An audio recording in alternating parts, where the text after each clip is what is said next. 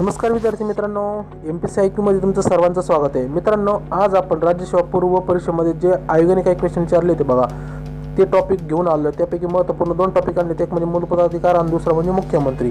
या दोन टॉपिकवर आपण प्रश्न पाहणार आहोत आणि स्पष्टीकरण पाहणार आहोत. अपेक्षित प्रश्न सुद्धा पाहणार आहोत. एक एक क्वेश्चन घेऊन आलो आहे आपण.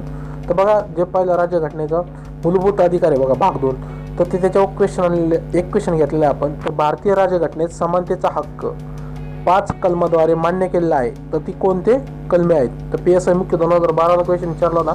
पर्याय भाग कलम 13 ते 17, दुसरा आहे कलम 14 ते 18, तिसरा आहे कलम 15 ते 19, चौथा आहे कलम 16 ते 20. तुम्हाला सर्वांना माहीत असेल कदाचित. दुसऱ्या नंबरचा पर्याय बघा, कलम 14 ते 18 हे आहे. स्पष्टीकरण पहा.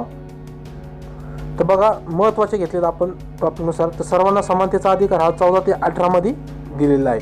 दुसरा म्हणजे स्वातंत्र्याचा अधिकार 19 ते 22. तिसरा आहे शोषणाविरुद्ध अधिकार आर्टिकल 23 ते 24 मध्ये आहे. धर्म स्वातंत्र्याचा अधिकार 25 ते 28 मध्ये धर्म कोणता ठेवायचा किंवा त्याचे आचरण करायचं, काय ट्रस्ट किती तुम्हाला वर्गणी द्यायची, हे सगळं अधिकार कशामध्ये 25 ते 28 मध्ये. संस्कृती आणि शिक्षण संबंधी जे अधिकार आहे बघा, जे कल्चर वगैरे आपण जतन करण्याचं आहे बघा, ते 29 ते 30 मध्ये येतात. संपत्तीचा अधिकार जो आर्टिकल 31 मध्ये होता तो आता वगळला आहे. त्यानंतर महत्त्वाचं म्हणजे आर्टिकल 32, ज्याला संविधानाचा आत्मसत्ता म्हटलेलं आहे आंबेडकरांनी, तो मूलभूत अधिकार कायद्याने लागू करणे यासाठी जी रिट्स जारी करते बघा, उच्च न्यायालय सर्वोच्च न्यायालय, ह्या आर्टिकलनुसार करतात. जे आर्टिकल 35 आहे बघा, आर्टिकल 35 नुसार तुम्हाला जर एखादा नवीन अधिकार हे करायचं असेल शिक्षणाचं बघा, तर ते वेगळे जे तुम्हाला जे नवीन आर्टिकल हे करायचं असेल समजा मूलभूत अधिकाराशी, तर ते आर्टिकल 35 नुसार त्याच्यामध्ये अमेंडमेंट करता येतं.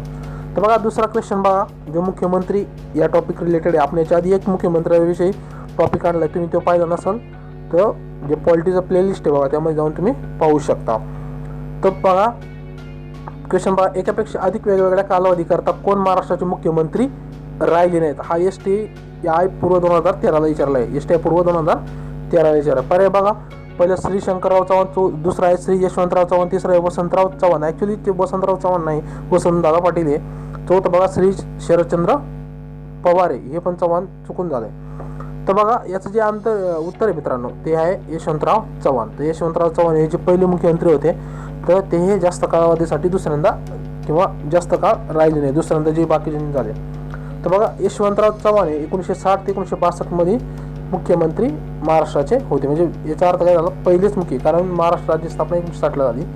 1960 नंतरच जे पहिले मुख्यमंत्री झाले ते यशवंतराव चव्हाण होते. ते NCPचे कॅन्डिडेट होते. दुसरा भाग शंकरराव चव्हाण हे 5वे होते. 1975-1977 दरम्यान कालावधी होता, हे सुद्धा NCPचे होते. तिसरं बघा, जे शरदचंद्र पवार आहेत बघा, हे 7वे व 12वे सुद्धा होते. यांचा पहिल्यांदा कालावधी झाला 1978 ते 1980 दरम्यान झाला. आणि जो दुसऱ्यांदा म्हणजे 12वे जे मुख्यमंत्री झाले बघा पुन्हा शरदचंद्र पवार, तर ते 1988 ते 1991च्या दरम्यान राहिले. नंतर वसंतदादा पाटील किंवा वसंतराव पाटील हे 6वे व 10वे राहिले. 1977 ते 1978 पहिला कालावधी होता. दुसरा 1983 ते 1985 हा दुसरा कालावधी होता. नंतर 19वे जे झाले महत्त्वाचे ध्यानात ठेवण्याचे शेवटचे 3 आताचे लेटेस्ट, ते 19वे जे पृथ्वीराज चव्हाण होते 2010 ते 2014 दरम्यान. आणि 20वे जे होते देवेंद्र फडणवीस हे 2014 ते 2019 हे BJPचे कॅन्डिडेट होते. तर मित्रांनो, आज आपण मूलभूत अधिकार व जे मुख्यमंत्री या दोन टॉपिक रिलेटेड महत्त्वाचं आपण माहिती पाहिजे. तुम्हाला हा व्हिडिओ कसा वाटला कमेंट करून सांगा. व्हिडिओ आवडला तर व्हिडिओला आपल्या लाईक करा, चॅनलला सबस्क्राईब करा. याच्याशी डिटेलमध्ये जे मुख्यमंत्री टॉपिक आहे ते आपण पुढं सुद्धा घेणार आहोत. आणि जे मूलभूत अधिकार आहे बघा डिटेलमध्ये, आपण त्याच्यावर सुद्धा टॉपिक कव्हर करणार आहोत. येणाऱ्या काळामध्ये आपण परीक्षेच्या आधीच पूर्ण करू. थँक्यू मित्रांनो, तुम्ही व्हिडिओ पाहिल्याबद्दल धन्यवाद.